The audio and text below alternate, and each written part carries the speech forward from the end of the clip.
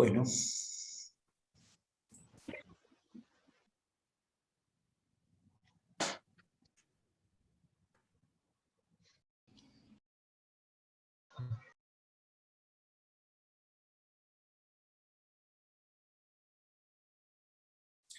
Bueno, entonces, contábamos que, bueno, nada, que cómo se desarrolla el infarto, ¿no es cierto? Y bueno, y en eso andamos, desarrollo del infarto.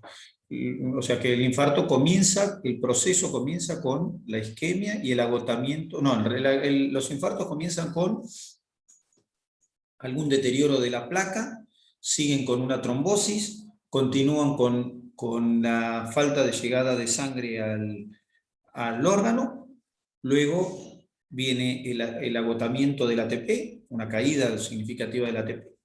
Luego hay una alteración en la contractilidad del miocito y luego viene la muerte celular, o sea, primero la lesión, cuando empieza, o sea, llega un punto en que la lesión irreversible se hace reversible y a eso le llamamos entonces infarto.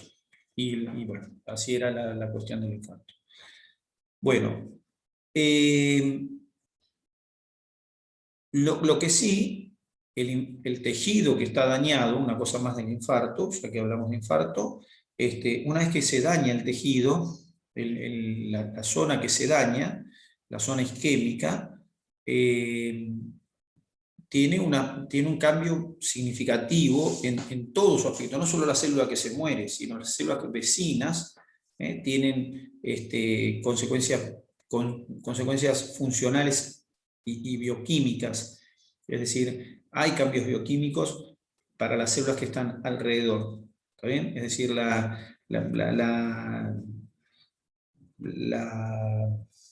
digamos, el área que irrigaba la arteria, que irriga la arteria, que irriga la arteria que se tapó, y el área y el área adyacente, el área de la arteria que se tapó, lógicamente la consecuencia final es el infarto, pero las zonas aledañas también se ven afectadas, lo que hace que no solamente la zona infartada tenga consecuencias con esto del infarto, sino que también las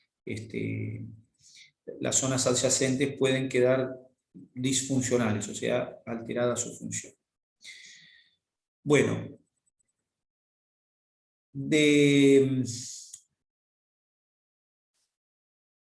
nada, conclusión, se muere el corazón y las secuelas que van a quedar dependerán obviamente, de dónde fue el infarto, cuál fue la intensidad de digamos,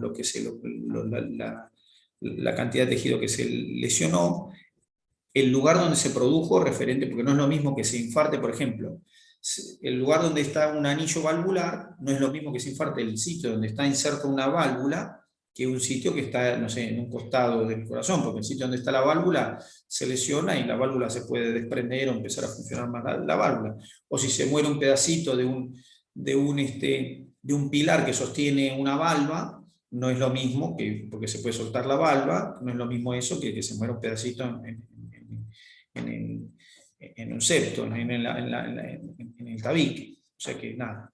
Entonces el lugar donde se produjo, cómo está el lecho vascular, ¿no es cierto? Cómo está el lecho vascular, cuánto tiempo duró la oclusión que produjo ese infarto y qué va a pasar con el tejido alrededor. Es decir, que las características de lo que va a pasar después van a depender de qué pasó con ese infarto. Si hubo agregado espasmo coronario o no, por ejemplo, o cosas por el estilo. Bien. Por último, ¿qué pasa con la cardiopatía isquémica respecto de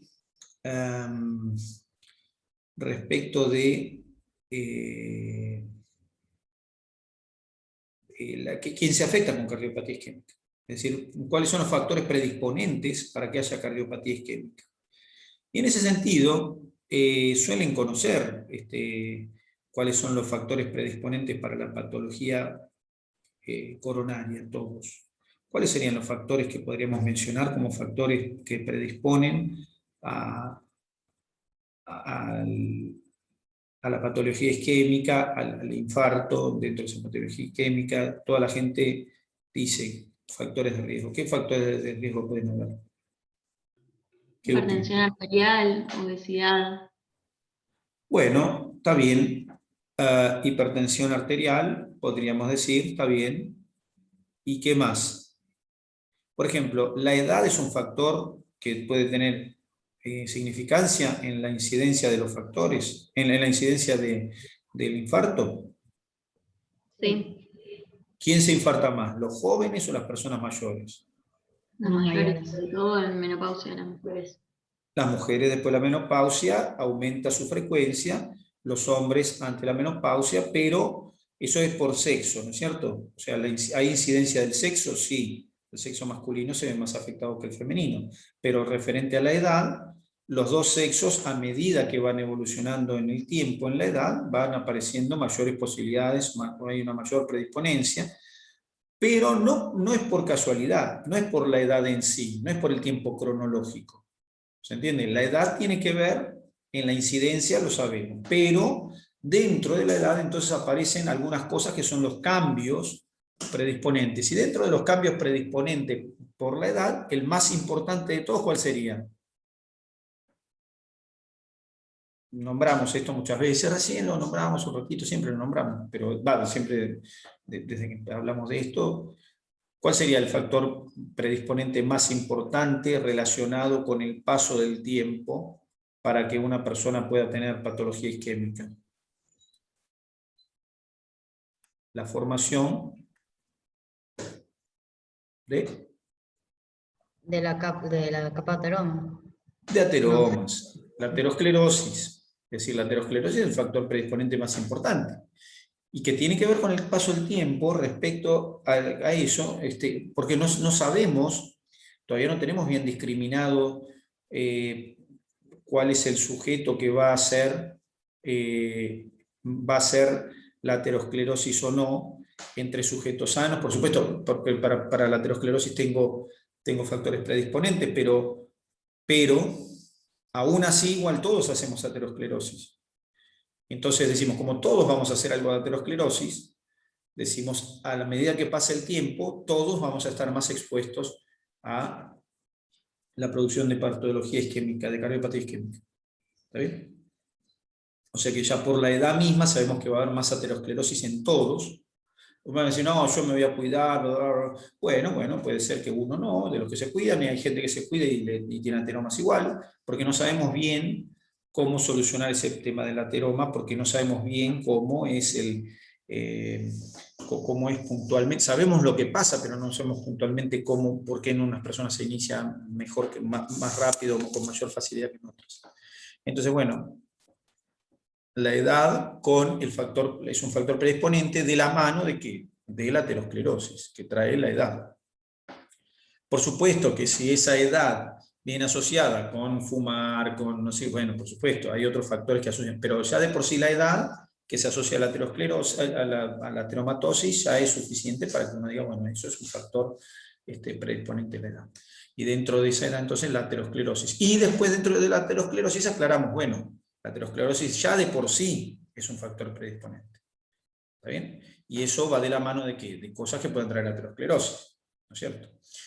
Bueno, entonces tengo la aterosclerosis con sus factores predisponentes.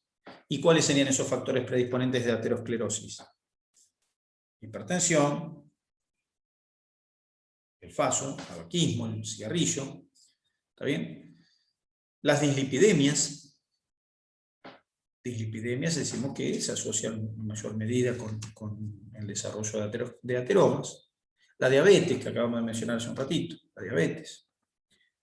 ¿Y la diabetes por qué se puede asociar con, bueno, ya lo vamos a ver más adelante, pero ¿alguno tiene idea por qué una diabetes se puede asociar con mayor predisponencia a la aterosclerosis? Bueno, ya lo vamos a Puede ser que aprender. haya daños en lo que es el sistema circulatorio por el aumento de la glucosa. Repetime que no te entendí nada de lo que dijiste. Puede ser que haya daños en el sistema circulatorio por el Claro, aumento de claro. la glucosa. Claro, ese es un factor, el daño del endotelio, el daño del subendotelio, producido por depósitos de proteínas glicosiladas, productos de glicosilación no enzimática. Productos de glicosilación no enzimática avanzada. También se fabrican lipoproteínas anormales durante la diabetes, entonces hay una predisposición franca a la aparición de ateromas y por ende una predisposición franca a la aparición de cardiopatía isquémica. ¿Está bien? Entonces alteraciones de los lípidos también, y dentro de alteraciones de los lípidos que viene asociado el hipotiroidismo no tratado o tratado no bien tratado, ¿no es cierto? A lo largo de los años también tiene dislipidemias, que también tiene la diabetes, ahí tienen otro factor. Entonces, dislipidemias que también son factores para el predisponente para la aterosclerosis. Entonces ya tenemos ahí como la cardiopatía isquémica, entonces está relacionada con la ateromatosis. Por supuesto, podemos agregar como factores predisponentes el sedentarismo y la vida, las situaciones de estrés de vida. No de estrés celular, bueno, también las de estrés celular, pero las de estrés de vida. Entonces, el estrés, o sea, el estilo de vida es también un predisponente a la aparición de cardiopatía isquémica, pero no por la producción de la obstrucción fija, sino de la obstrucción variable. ¿Está bien? Más bien por la de la obstrucción variable. Es decir, porque tenemos una obstrucción fija y una obstrucción variable. Entonces la obstrucción fija, por ahí, el estrés por sí mismo está bien, puede propender, pero no sería lo que produce la obstrucción fija, pero sí la variable. Entonces, tener una hiperreactividad del simpático puede estar relacionado con una propensión a una modificación en la demanda del miocardio y por ende una propensión a que pueda aparecer la isquemia, es decir, ese desbalance entre la demanda y la oferta.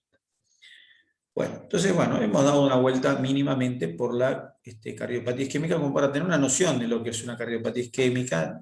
Ustedes no tienen que estudiar, hay cosas que no tienen necesidad de saber. Pero bueno, en última instancia las cardiopatías isquémicas están representadas por esas obstrucciones fijas con una obstrucción agregada.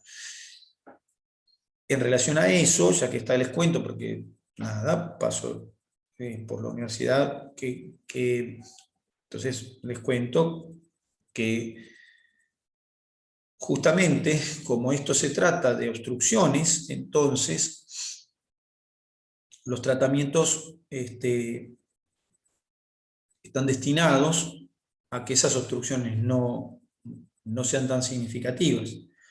Y a raíz de eso es que hay procedimientos que están relacionados con sacar la obstrucción. ¿Y cómo se saca la obstrucción de una arteria? Dos métodos. Un método es colocarle adentro de la arteria algo que la recanalice. Es decir, ¿Un stent? Claro, un stent se llama, es un aparatito que tiene como un resortito adentro, y entonces ese resortito se abre y entonces recanaliza el vaso. ¿Está bien? Que eso se usa para obstrucciones, para cuando hay pocas obstrucciones o las obstrucciones son no tan significativas. Y después la otra forma de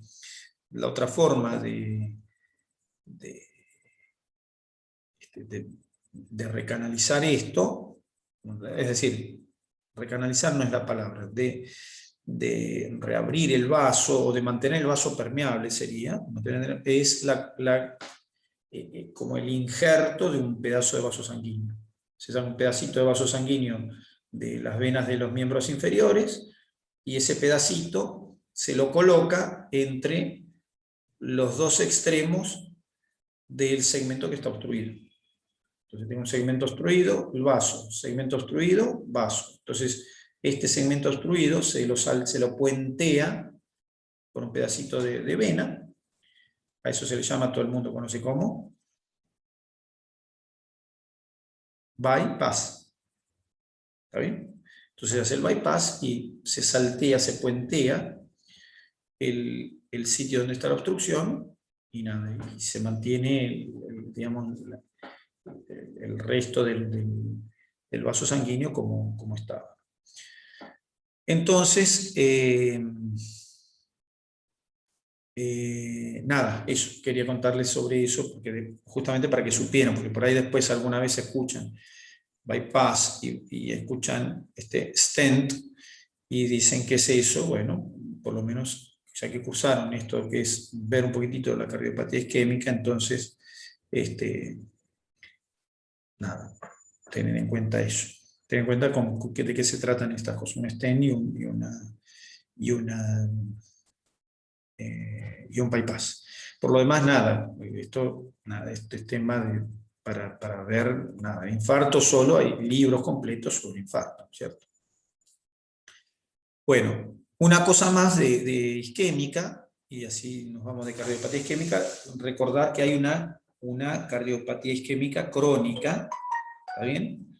Y que generalmente esto es una cardiopatía isquémica que se ha desarrollado a lo largo de toda la vida. ¿Está bien? Generalmente son personas mayores, ¿está bien? Que junto con esta cardiopatía isquémica suelen traer asociada una insuficiencia cardíaca, una insuficiencia del órgano que se va haciendo insuficiente, o sea,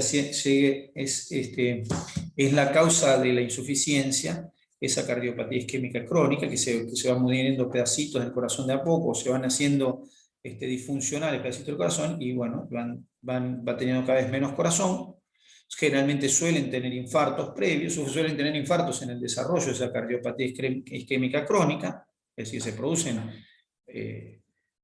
anginas, se producen infartos, bueno, y nada, entonces eso va generando un corazón que está, digamos, se va poliobstruyendo. Y respecto de eso, una cosa que quiero aclarar es que si se encuentra un vaso obstruido, creo que lo había aclarado, pero ahora lo aclaro de vuelta, y es que si uno encuentra un vaso obstruido, es casi seguro que no es el único, que hay muchos más obstruidos. Es decir, que si hay una obstrucción en un vaso y uno la corrige, eso no quiere decir que la cardiopatía isquémica se curó. O sea, no hay una curación de la cardiopatía isquémica simplemente porque uno hizo un bypass. Bueno, si hizo un bypass, bueno, ya está, se hizo un bypass, ya está, ahora está.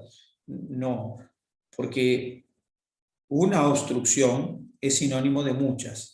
Y a veces uno puede decir, no, bueno, pero yo fui al cardiólogo, me hicieron un cateterismo, me hicieron un estudio por el cual me pasaron un líquido de contraste en mis vasos sanguíneos y vieron mis arterias y me dijeron que la única que está tapada es fulana. Bueno, pero el hecho de que esté tapada la arteria fulana y que las otras arterias grandes no se vean tapadas no quiere decir que los vasos más chicos no estén ya empezando a taparse y que no estén varios tapados. ¿Está bien? O que las placas no sean visibles en el estudio. Entonces quiere decir que cuando hay coronariopatía, no es única. Es decir, las coronariopatías no representan la afectación de un solo vaso, sino que generalmente son múltiples los vasos que se dañan. ¿De acuerdo? Bueno, entonces, bueno, dejamos un poco la cardiopatía isquémica. De la muerte súbita no les cuento, porque era el que faltaba de la muerte súbita, pero las muertes súbitas, nada, son muertes que después de la muerte se relacionan con patología isquémica. Bien. Y nos quedaba ver una palabra de cardiopatía hipertensiva, cardiopatía de la hipertensión arterial. Voy a cerrar. Sí, acá, listo. No cierro el anterior para que quede grabado. Listo. La cardiopatía hipertensiva hace referencia a un cuadro en el cual el corazón presenta hipertrofia ventricular izquierda, se dice de tipo concéntrico. Concéntrico hace referencia a concéntrico, ¿no es cierto? Es decir, las fibras del corazón van creciendo de forma concéntrica. También podrían crecer en forma no concéntrica, en forma desordenada o en forma longitudinal, pero crecen en forma concéntrica, y eso es lo que determina, o sea, vamos de vuelta, la cardiopatía hipertensiva está representada por un corazón con una hipertrofia ventricular izquierda concéntrica, sin que haya una patología que lo justifique, obviamente, porque puede haber otra patología que lo justifique, pero sin una patología que lo justifique, asociado con hipertensión arterial crónica. ¿Está bien? Patología, entonces, generalmente cuando las hipertrofias ventriculares son concéntricas, están representando un crecimiento, como es una hipertrofia, un crecimiento en este caso del ventrículo. Cuando la hipertrofia es concéntrica, eso está representando un crecimiento del ventrículo relacionado con un aumento de la poscarga, siendo la causa más común la hipertensión arterial. Es decir, que la poscarga dijimos que era una sobrecarga de presión del ventrículo. Bueno, las sobrecargas de presión suelen dar hipertrofias concéntricas. Entonces, hipertrofia concéntrica, que denota sobrecarga ventricular de presión, asociada a hipertensión arterial. ¿Está bien? O sea que esa es la definición de cardiopatía hipertensiva. Y hace referencia a una patología en la que el corazón está dañado, se va dañando por simplemente la presencia de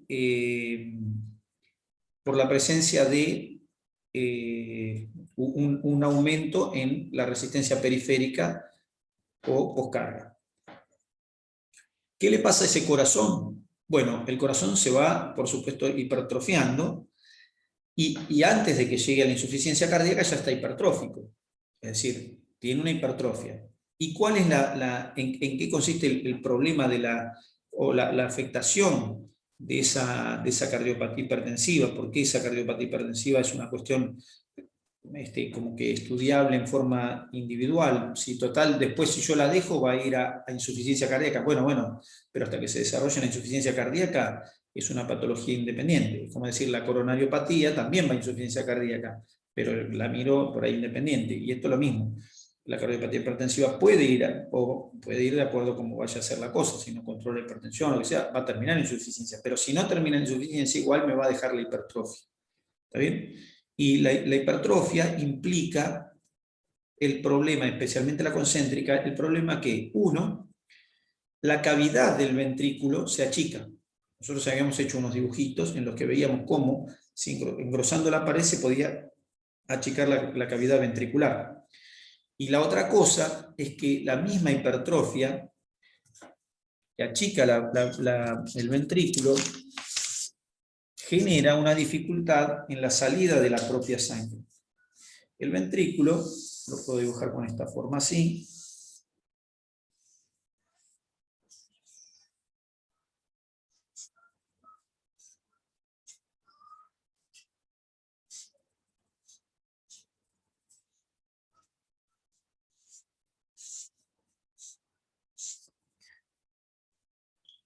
Acá dibujé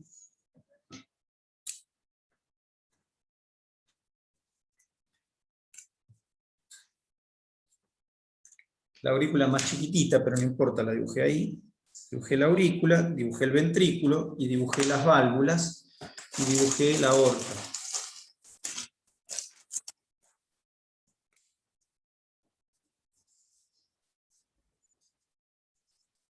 Bueno, más o menos. Tengo el ventrículo, la entrada desde la aurícula, se entiende el dibujo, y la salida hacia la aorta. ¿Se entiende eso? En la medida en que el ventrículo se va haciendo hipertrófico,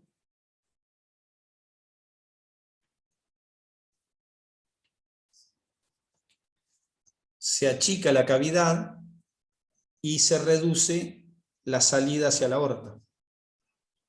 O sea que el corazón, sin tener insuficiencia, empieza a disminuir y si a eso le sumamos también que hay un aumento en la presión de la aorta,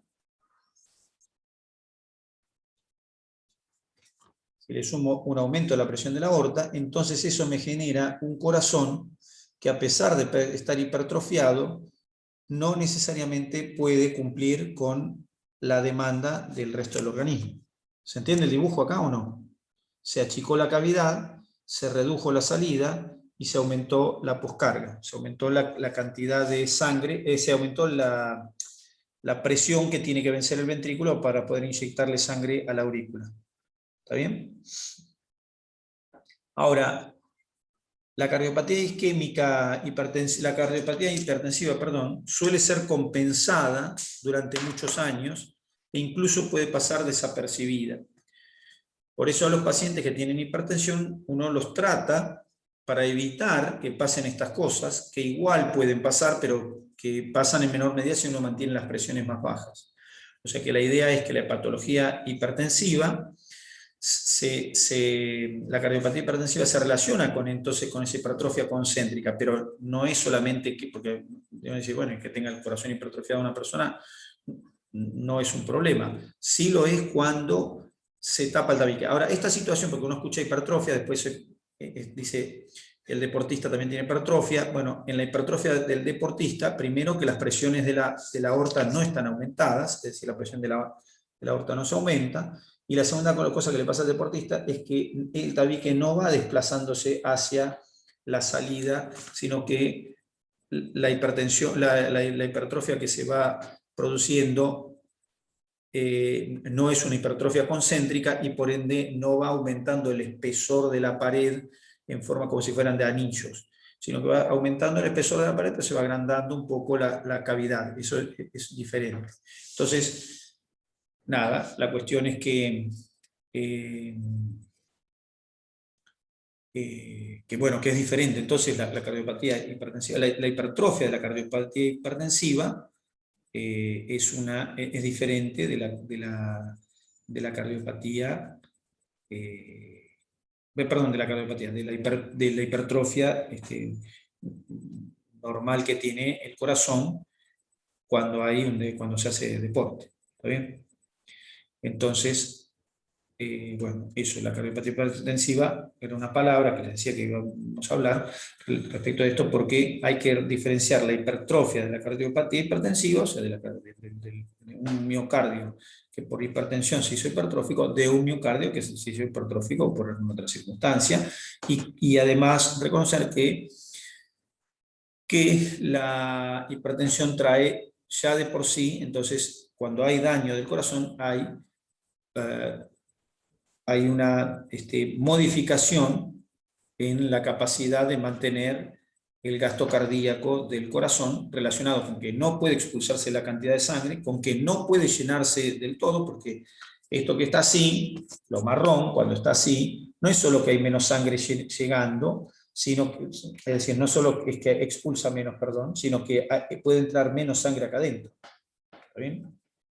Y la otra cosa es que puede ser, esta cardiopatía puede generar una dilatación de la aurícula izquierda, que es porque si la sangre no va para acá, se mantiene acá, y entonces se puede dilatar la aurícula izquierda, y como consecuencia de esto se puede dilatar las venas pulmonares, que no están dibujadas acá, pero en el esquema, pero son las venas pulmonares las que llegan a esa aurícula, y como consecuencia se puede producir un daño en la circulación pulmonar. O sea que se puede producir un daño en la circulación pulmonar relacionado con este aumento de presión dentro del ventrículo, de la cavidad del ventrículo izquierdo. Ahora, ¿por qué se produce la hipertrofia? Bueno, ya habíamos contado, los mecanismos que producen la hipertrofia son sobrecargas de presión que generan un mayor volumen inicialmente dentro del ventrículo. Como no se puede expulsar porque la presión en la aorta es mayor, entonces la sangre no se puede expulsar hacia la aorta, el ventrículo empieza a tener que luchar, a lidiar contra esa presión, y se distiende además porque lógicamente tiene mayor volumen de fin de sístole, y eso hace que se distienda, y esa distensión es la patada inicial para generar entonces la hipertrofia. O sea, la patada inicial para la hipertrofia es la distensión generada por el aumento del volumen de fin de sístole, que distiende al corazón en mayor medida y que lo obliga a tener que, al estirarse, contraerse con mayor fuerza. Y recordemos que estas hipertrofias son patológicas, lo de vuelta. En estos casos las hipertrofias vienen asociadas con fabricación de proteínas anormales. ¿Está bien? Bien.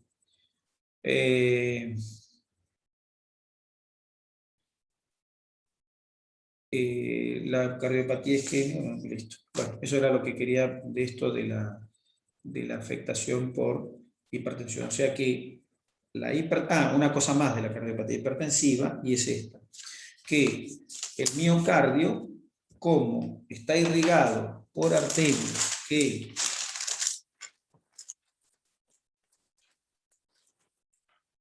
el miocardio está irrigado por arterias que vienen de la superficie a la profundidad, lo tengo acá. Como el miocardio está irrigado por arterias que vienen de la superficie a la profundidad, entonces la cardiopatía hipertensiva también es un problema. ¿Por qué? Porque, fíjense, esto es así. Primero, los vasos sanguíneos van a tener que multiplicarse para nutrir el miocardio excedente.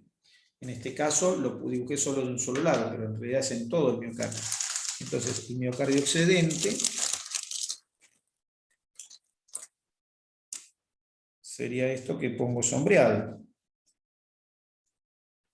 Hay que alimentar más miocardio, por lo tanto tengo que tener más vasos, por un lado. Y por otro lado, el miocardio que va creciendo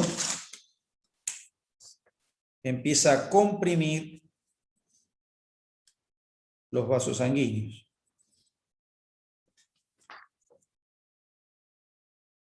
Motivo por el cual el miocardio hipertrófico de la cardiopatía hipertensiva, el miocardio hipertrófico de la cardiopatía hipertensiva, es un miocardio tendiente a la hipoxia. ¿Por qué? Porque la cantidad de vasos tiene que ser más grande y a veces no es suficiente, y porque los vasos que llegan están comprimidos y las zonas que están más cerca del endocardio, que en este caso ahora el endocardio está pintado como una línea marrón, una línea marroncita, las zonas que están más cerca del endocardio tienen una menor irrigación, es decir, están más sufridas, digamos, porque no les llega la sangre como le tiene que llegar, porque creció mucho el volumen del miocardio, aumentó el volumen del miocardio, y hay menos vasos, y porque están apretados los vasos. Entonces, ese miocardio de la hipertensión, de la cardiopatía de la hipertensión, está tendiente a la isquemia y tendiente al sufrimiento. Ese es el motivo, decía hace un ratito, y lo repito, por el cual uno no quiere que las personas tengan la presión alta. No porque se van a morir mañana específicamente porque tienen 150-80, sino porque su corazón está trabajando contra una presión mayor de la que tiene que trabajar, y las consecuencias son estas. Si esto no se corrige, entonces obviamente, ¿a dónde va a parar esto? Va a parar a la dilatación, bien, hipertrofia, dilatación e insuficiencia. O sea que la hipertensión arterial a largo plazo produce, por supuesto, insuficiencia cardíaca. Quizá habíamos hablado algo de la insuficiencia cardíaca y ahora prestamos estas palabritas para que sepamos entonces cómo un corazón se daña específicamente con la hipertensión arterial. O sea, no es que la hipertensión pero no, la hipertensión daña específicamente el miocardio, y las consecuencias iniciales son esas hipertrofias que pueden modificar la irrigación, pero las consecuencias finales pueden ser directamente la consecuencia final puede ser directamente la